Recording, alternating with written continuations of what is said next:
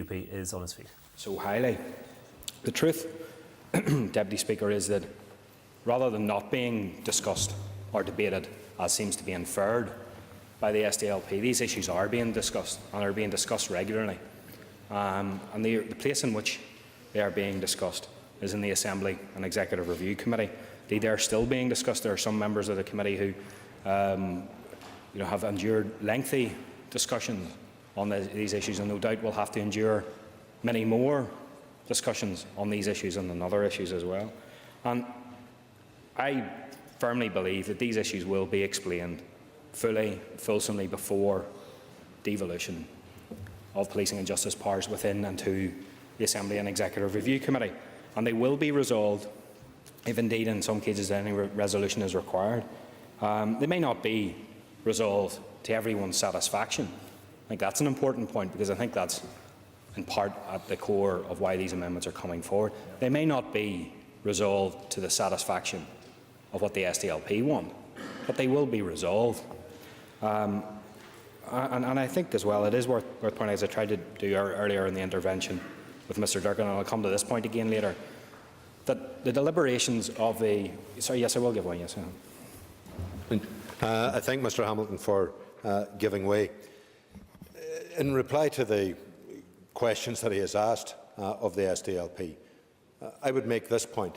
It has been suggested to us that the issues that we are talking about will all be washed through the Assembly and Executive Review Committee, and it was even suggested by the First Minister, and that report will be subject to a vote in this House. Now, if we are or are not dissatisfied, we will be voting one way or another on that report, perhaps. But the point of this amendment is to make clear, beyond whatever might be contended by parties, that there should be a clear status given to the protocols, and that as a matter of form there should be a statement by the First and Deputy First Minister as to what the protocols then are on the day of commencement. People might regard that as a bit of political liturgy. I would see it as a very significant bit of political liturgy as part of the devolution of justice and policing, so that whatever contentions there were around these matters that may be the subject of votes, no one is beyond dispute. No one can dispute the status of the protocols as reflected in that statement, which would come as a matter of report under these amendments. I presume then from what the member is saying, Deputy Speaker, that he wants some sort of imprimatur then from the First and Deputy First Minister. That is what he is seeking, and that seemed to differ somewhat from what was being said previously. And I don't accept the argument that these protocols, you used the example of protocols, memorandums and so forth, will be washed through. I mean, I think that is disrespectful, Deputy Speaker, to this House, to the committees of this House, to suggest that anything will be washed through them.